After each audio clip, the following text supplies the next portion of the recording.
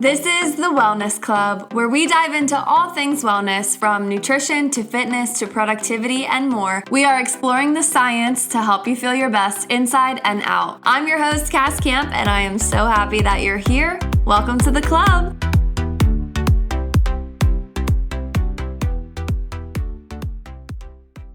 Hello, everybody, and welcome back to the Wellness Club, or welcome for the first time if you're new here. Thank you so much for joining me. Today's episode is mainly for the girls, it's for the women, but it's also for the boyfriends, the brothers, the fathers, the men that deal with the women. In this week's episode, we are diving into the menstrual cycle. Surprisingly, I've never actually done a full episode about the menstrual cycle, which is kind of disappointing for me because it literally dictates everything in my life. My mood is so different parts of my cycle. Like my boyfriend, he's so lucky. He has 4 different girlfriends and they're all me because I am a completely different person every few days. Sometimes he gets to be with the life of the party. I'm awesome. I'm dancing on tables. I'm having a blast. I'm doing the whole thing. And then other times I literally am so exhausted. I want to be in bed at 7 o'clock. Don't talk to me. Don't touch me. Don't look at me. I'm tired.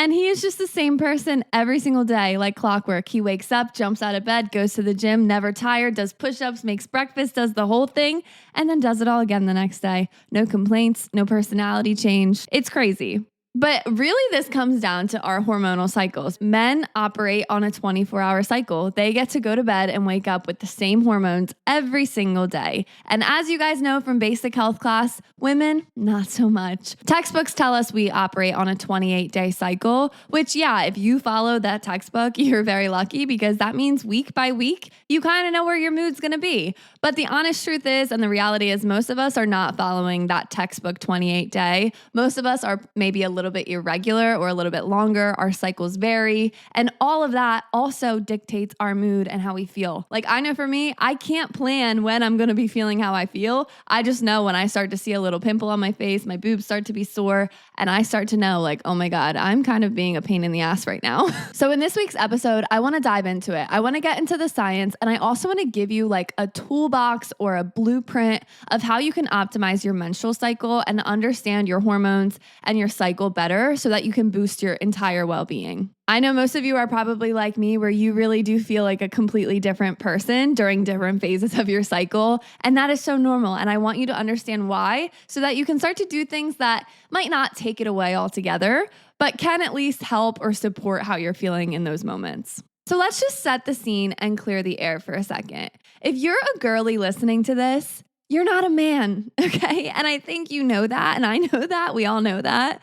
The truth is that a lot of the advice that we get for wellness is based on men. A large majority of science and wellness studies and research studies are based on men, which is fine for general things that men and women are the same in. But as we know, most of the things that affect us are different in how they affect men. Men and women are very different. And it would be crazy to just assume that the way that men are affected by something is the same for women. Before 1933, women were rarely even included in clinical trials. And luckily now there are laws to kind of represent women more, but women are still very much underrepresented in the health space. And you know what's crazy? This even goes down to the animals that we use when we test for things like pain tolerance, cardiovascular disease, diabetes, surgeries, all these things that affect our lives. It even goes down to the animals that we use to test.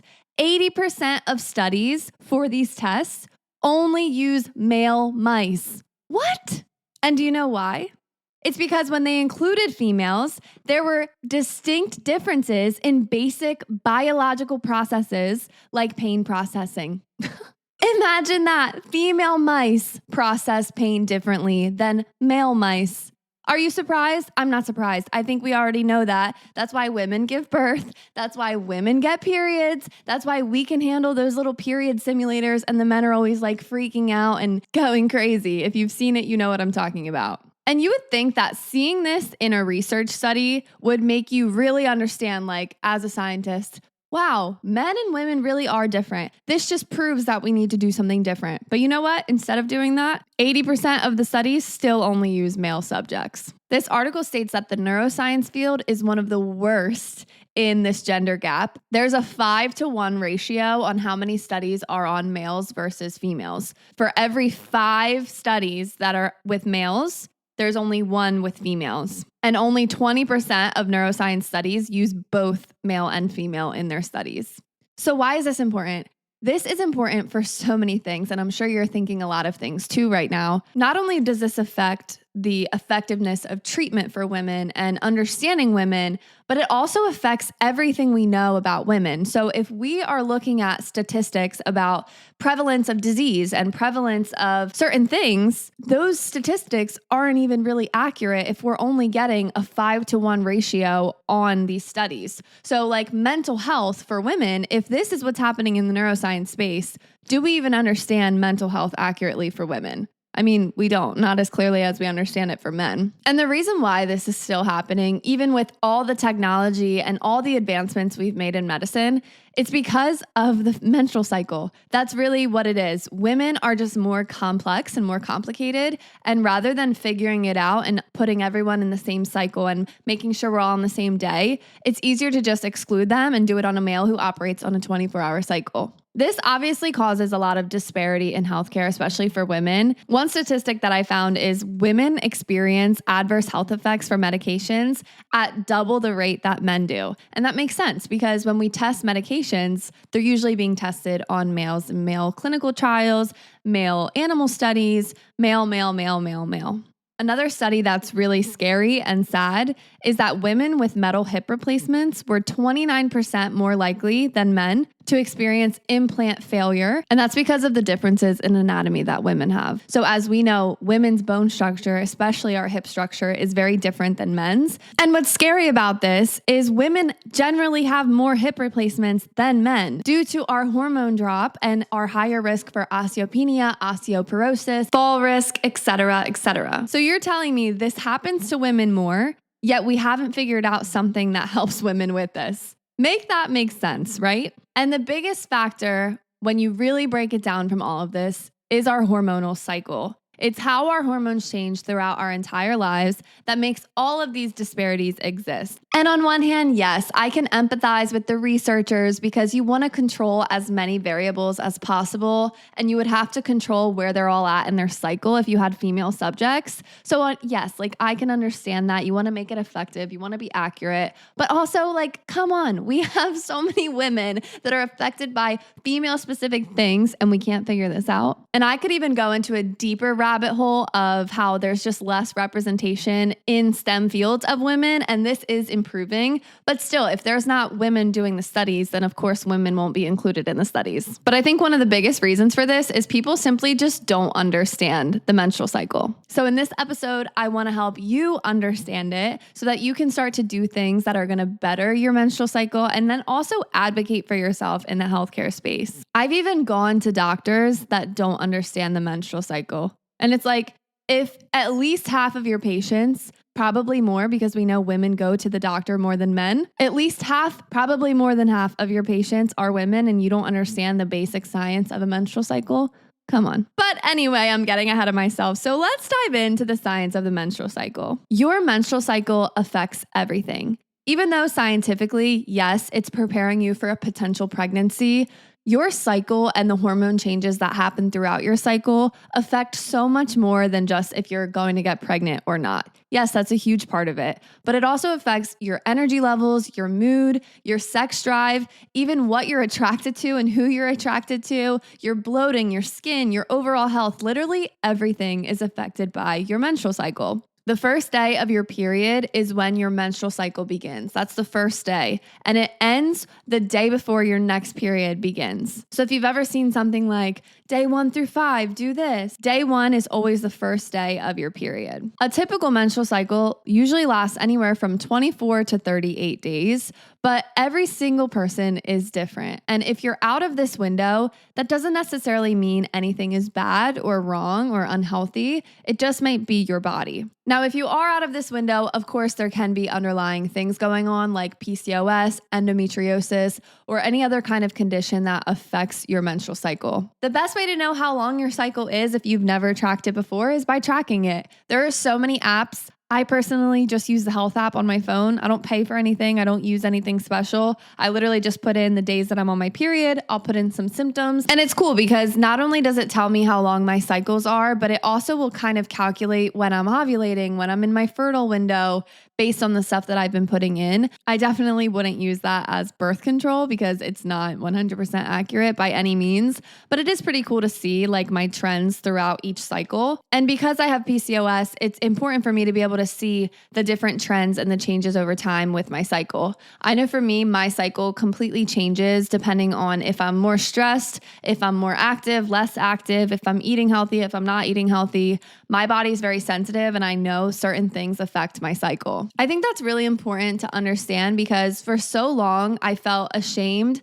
if I was out of that textbook window. Like if my cycle wasn't 24 to 38 days, I felt bad about myself. I felt less of a woman. I felt like something was wrong with me. When in reality, now I understand, oh, it's because I've been super stressed. I've been really active. I haven't been giving my body a lot of time. I haven't been sleeping as well. And that's why my period is a little bit delayed. Now, something that I definitely did not learn in health class is that your menstrual cycle is not just your period and ovulation and possibly getting pregnant. There's actually two interconnected cycles that happen at the same time. And these two cycles are your ovarian cycle, which is happening in your ovaries, and then your uterine cycle, which is happening in your uterus. And even though these are two different cycles, they happen at the same time and they work together. Now, for the sake of this episode and understanding, I'm going to stick with the textbook number of a 28-day cycle, just because I think it's simpler to understand. But like I've been saying, if you're out of this 28-day cycle, do not worry at all. Everybody is different. So day one, this is the first day that you get your period. What is happening? You're probably like, girl, I already know what's happening. I feel horrible. I have pimples on my face. I'm crying at everything. I don't want to go anywhere. My stomach hurts.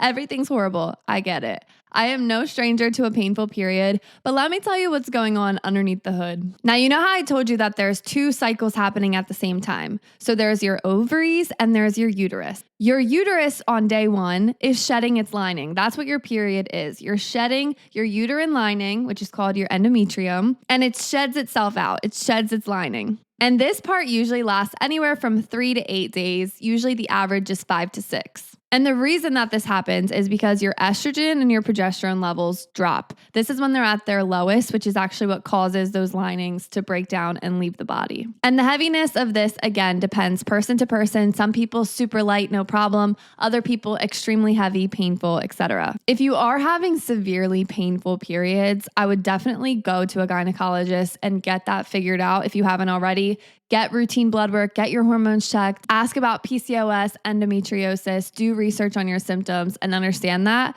But some people are just more prone to having heavier periods too. And because your hormones are their lowest at this point, your energy and your mood is also probably the lowest at this point. And you might also have physical symptoms like abdominal cramps, bloating, acne, sore breasts, tired, mood swings, all those lovely symptoms that you probably are aware of in your life. During this time, even though you feel tired and lower energy and you don't feel your best, there are things that you can do to help support your period. One thing is just getting more sleep, and your body is already signaling this to you anyway. You're probably feeling tired, feeling low energy. So sleep is definitely essential during your period.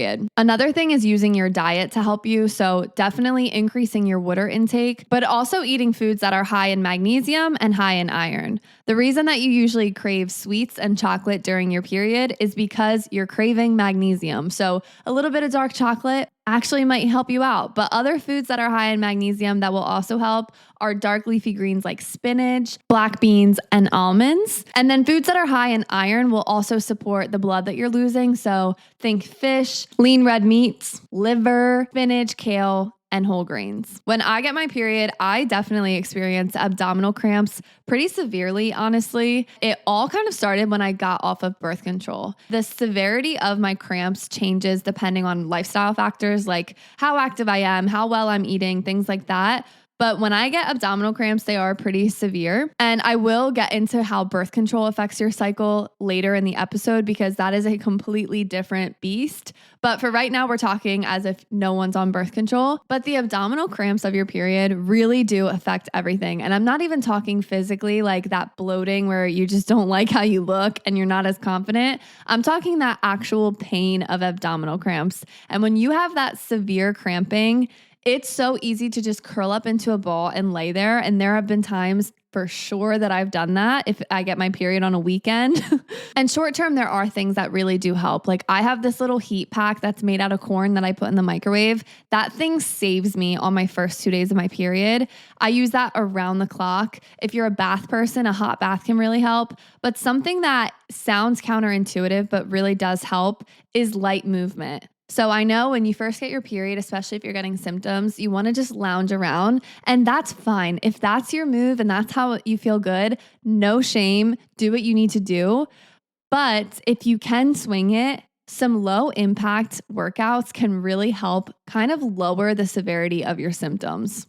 It doesn't have to be anything crazy, but some walking can really do you justice. Some light yoga can help you out, or even some strength training if you can swing it. Because even though you're feeling low and tired and low energy, that movement can really get things moving and alleviate some of those symptoms. Some other things that can help during your period are avoiding things that are going to spike up your PMS symptoms. So these are things like avoiding super high sodium intake, so avoiding a lot of processed foods specifically, because if you're getting a lot of sodium from processed foods, you're probably going to retain even more water when you already feel bloated and just not as good. Also avoiding a lot of caffeine and alcohol because those things are just going to make you feel even more irritable. They're going to affect your sleep negatively when you're already feeling tired, and it's going to affect your cramps negatively. So on average, a period will last about 5 days. So days 1 through 5, that's your period. That's what we just talked about. Days 6 through 14 is when you enter your proliferative phase. And this is still under the uterine cycle, which is everything that's happening in the uterus. The word proliferative, or the process of proliferation,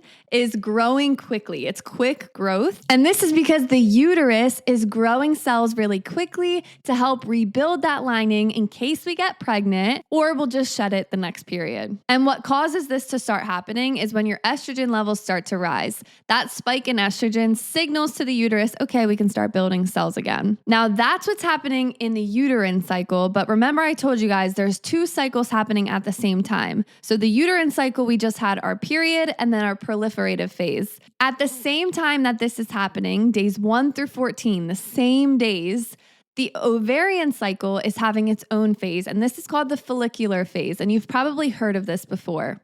The follicular phase is everything that's happening in preparation for ovulation, which we'll get into in a second. Women are actually born with all the eggs that you'll ever have for your life. And usually by the time you're born, you have approximately 1 million eggs, which sounds like a lot, but by the time you reach puberty, so the first time you get your period, you usually only have about 300,000. And throughout your lifetime, only some will fully mature to make you have a baby. And during our follicular phase, this is all that preparation to ovulate, so to release an egg to potentially get pregnant. And all of this is happening days 1 through 14. So the uterus just had the period and the proliferative phase. And at the same time this is happening, the ovaries are in the follicular phase. And this is when the ovaries are producing follicles, or these little eggs that are starting to develop. Usually during this time, you only really develop 11 to 20, and only one is going to mature completely. This is the biggest, healthiest follicle, also known as the dominant follicle. And the reason this happens is because your hormones are changing to signal this to your body to make it happen. So we already know the estrogen is starting to rise again, but other hormones are also involved. There's a hormone called FSH, which is follicle stimulating hormone, which does exactly what it sounds like. It starts to stimulate the follicles so that you can release an egg. FSH actually works hand in hand with another hormone called luteinizing hormone, also known as LH. LH is the hormone that triggers ovulation, which is the next phase of the cycle, which we'll get into in a second. But it's important to have a good ratio between FSH and LH. A normal ratio for FSH and LH is 1 to 1. But especially women with PCOS, this ratio is usually off, usually leading LH to be double or triple the FSH. And this ratio can affect a lot of things from your testosterone levels to your ovarian function to your actual fertility. And it's actually very easy to get this checked out. You can get it checked in routine blood work. You just have to ask to have it checked. So if you've never had it checked, I would get it checked just so you can see it. I actually just got mine done yesterday and I already have the results on my Quest app. So it's really easy, it's painless, it's simple, and then you're able to see. So during this follicular phase, your body is starting to prepare some eggs to eventually release one that's the best one, the dominant follicle. And during this time, your estrogen is rising. Like we said, you're building up that lining. So you start to feel a little bit better once your period is over. Your energy is starting to come back, your mood is starting to regulate, and it's because you're getting those estrogen levels. I can always tell when this is happening because I start to feel like a human again. I start to feel like smarter, better, prettier. I like myself again. I'm like, I'm not sensitive. I was just getting my period. As these estrogen levels rise, they hit a peak, and this is when ovulation happens. Ovulation is actually part of the ovarian cycle and the uterine cycle, and it happens at the same time, but it affects both organs. In a textbook cycle, this happens at day 14, which is the middle of your cycle. But it's important to note that our bodies do not just ovulate in the middle every single time like clockwork. So if you're using just this as your form of birth control, that is a risky game that you are playing because you can't really know exactly when you're ovulating. Ovulation is when your ovaries release that dominant egg into your fallopian tube to potentially get pregnant. And I don't think I need to give you the science lesson on how a baby is made, but if sperm ended up there and it met up with the egg, that's how you would get pregnant. Right before this, your estrogen levels are at a peak, but as soon as you ovulate, your estrogen levels start to decrease again. And that LH hormone is the one that spikes to tell your ovaries to release that egg. 1 in 5 people can actually feel when their body releases the egg. So if you've ever felt like a dull or even sharp cramp on one side, it could be your ovary releasing the egg. But if you've never felt it, don't worry, 4 in 5 people don't feel it. And during this time, you probably feel your absolute best. This is when your estrogen is high, your progesterone is rising, your testosterone is higher, and all of these hormones make you feel higher energy, better mood, even your sex drive increases. You might be able to tell based on the consistency of your discharge, and you might even feel some better mental clarity and heightened senses. This would be the best time to make a business decision, do something risky, do something different, do something crazy. And all of this is because of the surge of hormones that you're feeling. And this is usually when you feel your literal best. And this is the feeling that I want to feel all the time, but unfortunately, it only lasts for a few days. If you've ever made a bunch of plans for the upcoming weeks and then the upcoming weeks happen and you don't feel like going and you're like, why did I schedule all this? I'm so tired. You probably made the plans during your ovulation phase. And it's like during that moment, I'm like, yes, that sounds so fun. And then literally a week later, I'm like, I am not that girl. And that's literally normal. Like it's literally science. During this time, the best thing you can do is maximize the peaks that you're feeling. This is the best time to really push yourself in the gym, push yourself with your hobbies, explore new things. If you're into high intensity workouts, this is the time to do them because your body can actually handle it. And it would be awesome if these feelings lasted forever, but unfortunately, this only lasts a couple of days. And then we enter our luteal phase. The luteal phase happens right after ovulation and it lasts until the first day of your next period for this all to restart. The luteal phase typically lasts about 2 weeks if you're following that textbook length of a cycle. But if your cycle is longer, then this phase is usually longer as well. Progesterone actually peaks during this time, and then it also drops just before your period, and estrogen is dropping as well during this time. And unfortunately, this is when PMS symptoms begin. So all of those mood changes, your breast tenderness, bloating, headache, maybe you're starting to see a little bit of acne. I can always tell mine is starting when I start crying at random videos on Instagram. All of this starts to happen during your luteal phase. During your luteal phase, your ovaries produce what's called a corpus luteum, which is really just some cells that produce progesterone in case you do get pregnant. But once your body realizes there's no baby, the corpus luteum degenerates, and then all your hormones start to drop, and then that leads to menstruation again. While this is happening, your uterus is still thickening its lining, getting richer in nutrients in case a pregnancy does occur. But if no fertilized egg implants into the uterine lining, then the lining breaks down and then your period begins again. And like I said, this is the time that PMSing starts to occur, which is why there's always the joke that we feel good for 1 week out of the 4 weeks, and then the rest of the weeks we feel horrible because we have 2 weeks of this luteal phase, 1 week of menstruation, we get 1 good week of ovulation, and then we're right back to it. And towards the end of the luteal phase, the body produces what's called prostaglandins, which is actually what causes cramps to help the lining shed. So your cramps aren't just making you miserable, they're actually functional to help that lining shed so that this cycle can repeat. Everyone is so different on how their cycle occurs and what symptoms are prevalent in your cycle. If you are not tracking your cycle, I really recommend it just so you can understand your body a little bit better. Like for me, I've been tracking now for so many years, and even though my periods are irregular, I can actually see and notice when things are happening because of my symptoms.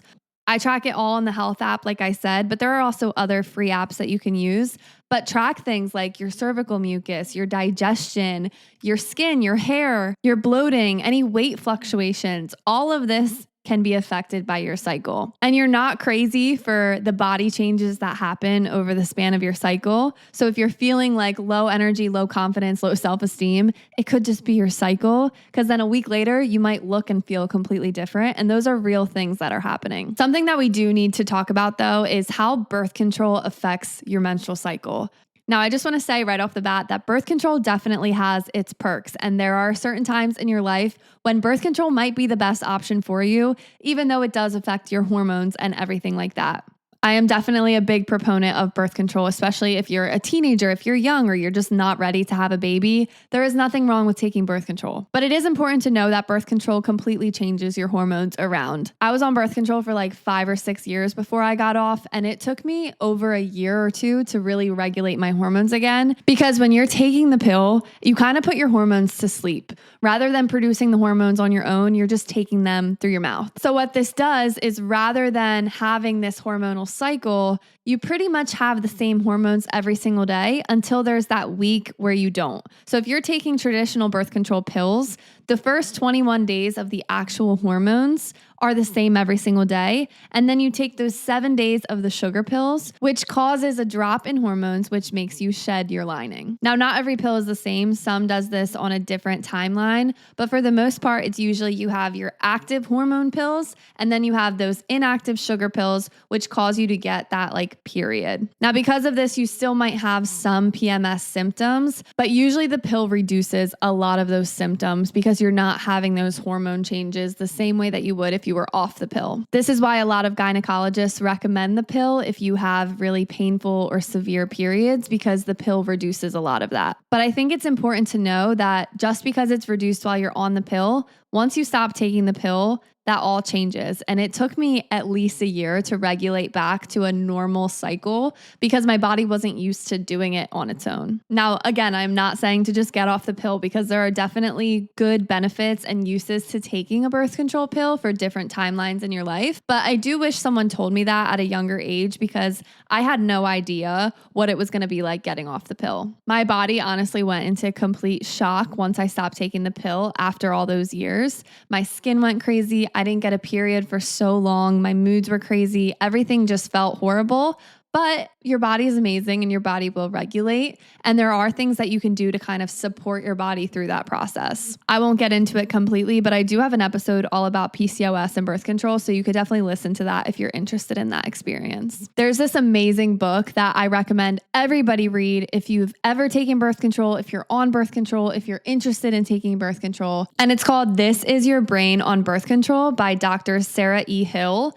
It is so amazing. She goes into the science behind it, and she goes into not just your brain and your mood, but also your vitamin absorption, your digestion, your body, how you'll feel, literally every single thing. I think that that should be like a requirement in high school. I think that it's such a great book. Every woman should read it, and it helps you understand your entire body and your hormones and everything that's happening. As women, our menstrual cycles are showing us how our body is operating on the inside. Our menstrual cycles give us a lot of of answers on our overall health. So it's really important to understand how your cycle is operating. When you're on birth control, it's really hard to see that because you're not getting an accurate understanding of your hormonal cycle. And of course, there are benefits to being on birth control. I think I said that 100 times. But for example, I was put on birth control when I wasn't even sexually active. And the reason my doctors put me on birth control was because I wasn't getting a period. And they said, this pill is going to give you a period. And I believed that for a long time before I understood that it wasn't giving me a real period. It was giving me a fake period. I was taking hormones and causing them to drop, which resulted in a period, quote unquote. But my body wasn't actually doing that by itself. And that's a sign that something is going on. If you're not getting a period or your periods are super irregular or it takes you a long time to get one, there's a lot of potential causes that are worth exploring to see that. Stress, for example, can be a huge cause of skipping your period and stopping ovulation. If your body is in a severe state of stress, whether it's like trauma related or mental stress or physical stress, your body will stop ovulating and stop getting your period. Another thing that's super common with women is undereating and or overtraining.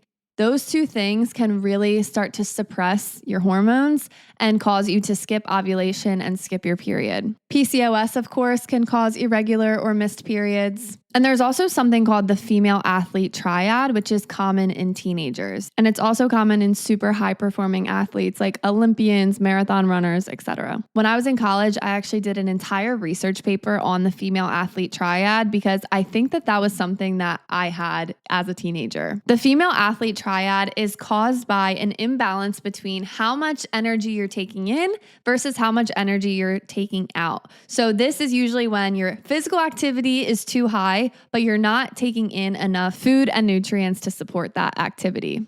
It's also usually paired with high stress, both mentally and physically. And over time, this can lead to three things. And the three components of the female athlete triad are low energy availability, meaning low nutrients. Your body usually does not feel very good. You feel very fatigued, tired, etc. Usually females under the female athlete triad have some form of disordered eating.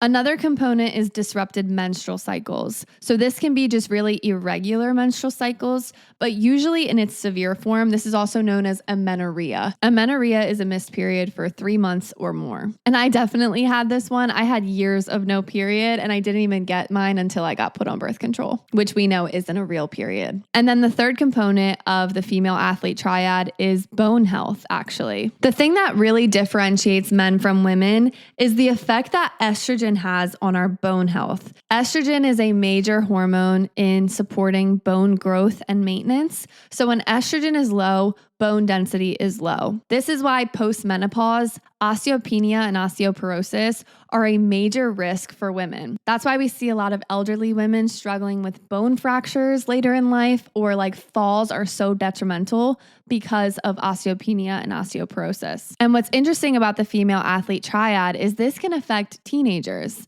Maybe not necessarily to the extent of osteopenia and osteoporosis, but girls that experience the female athlete triad are usually at a higher risk of getting stress fractures or just injuries in general. And it doesn't always have to be long-term. It can just be short-term during that time. But something to know is that just like everything women's health related, the female athlete triad happens on a spectrum and everyone's different. So someone could have the female athlete triad and have completely normal bone density, and some might not. Overall, it's important as women that we do things to not only understand our menstrual cycle, but support our menstrual cycle. And if you're doing things that support your cycle, not only will you see a more regular cycle, but you can also reduce some of those unwanted, unhappy symptoms that come from our cycle. And honestly, unfortunately, the advice that supports our cycle is really just following the basics. So eating unprocessed, whole, healthy foods, mainly that are higher in magnesium, especially for women. A lot of us are deficient in magnesium, making sure we get enough iron, vitamin D, vitamin Bs, calcium, fish oil. I have a whole episode on the micronutrients and vitamins,